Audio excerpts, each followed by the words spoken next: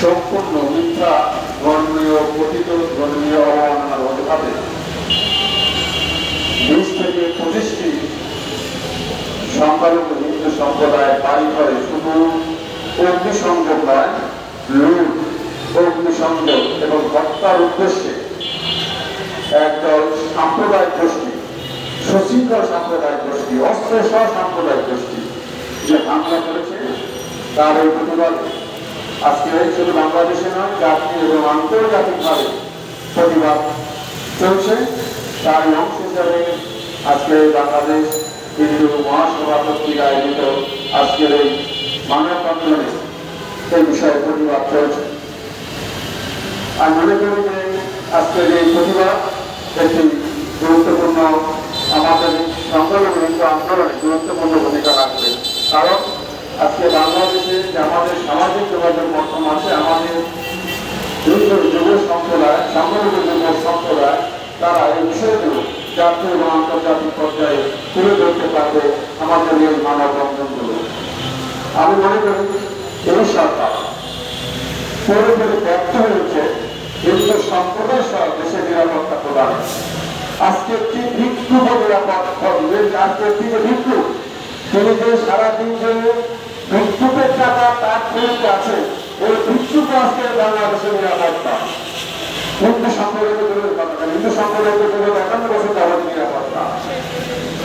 ওই দিনের ঘটনা ইচ্ছে করলে সরকার, প্রশাসন এবং রাষ্ট্রীয় মহলে ওই দিনের ঘটনাটি করেছে এবং তারা ওই ঘটনাটি ঘটানোর জন্য সাম্প্রদায়িক শক্তি রাস্তায় নিয়েছে।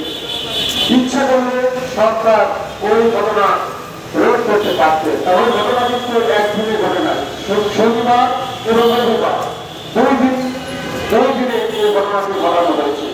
এবং ওই এলাকার যিনি পুলিশের যিনি ভারপ্রাপ্ত কর্মকর্তা ছিলেন, তিনি ইচ্ছে করলে এই ঘটনাটিকে তিনি বন্ধ করতে পারতেন।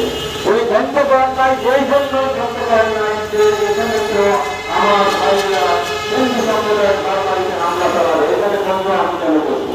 তাই মনে করি সরকার আমার পর্যন্ত সে ঐতিকে কিন্তু বরখাস্ত করে নাই।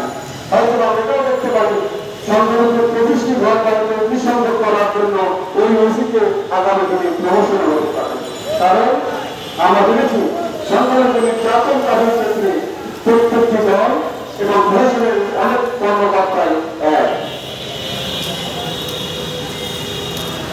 আজকে যেদিন ঘটনাটি ঘটে সেই দিন কিন্তু সেখানে দায়িত্ব ছিলেন, কনস্টেবল ছিলেন, তারা ঘটনাটি রোধ না করে সম্পূর্ণ সম্প্রদায়কে নিরাপত্তা না দিয়ে তারা পিছন দিকে চলে গেছেন। এখন আমাদের বিষয় বাকি নাই, এই সরকারের কাছে সংখ্যালঘু সম্প্রদায় নিরাপত্তা থেকে আমাদের কোনো লাভ হবে না। এই সরকার হিন্দু সম্প্রদায়ের জন্য উপলব্ধ নয়। এই সরকার সাম্প্রদায়িক শক্তির সুরক্ষা ঘটিয়েছে এবং অসাম্প্রদায়িক বাংলাদেশকে সাম্প্রদায়িক বাংলাদেশের দিকে নিয়ে যাওয়ার জন্য এই সরকারের সমস্ত সিদ্ধান্ত তাদের পক্ষে যাচ্ছে। আপনারা যমুনায় বসে সে কোন আসন ভাগ করছে, প্রত্যেকটি ক্ষেত্রে কেউ বাইরে আসন পাবে সেইগুলি ভাগ করছে। আগামী নির্বাচনে কে কোন আসনে দিতে, কে মন্ত্রী হবে, প্রধানমন্ত্রী হবে, রাষ্ট্রপতি হবে, প্রধানমন্ত্রী হবে, এই বিষয়গুলো নিয়ে ভাগ করছে। অথচ সারা দেশ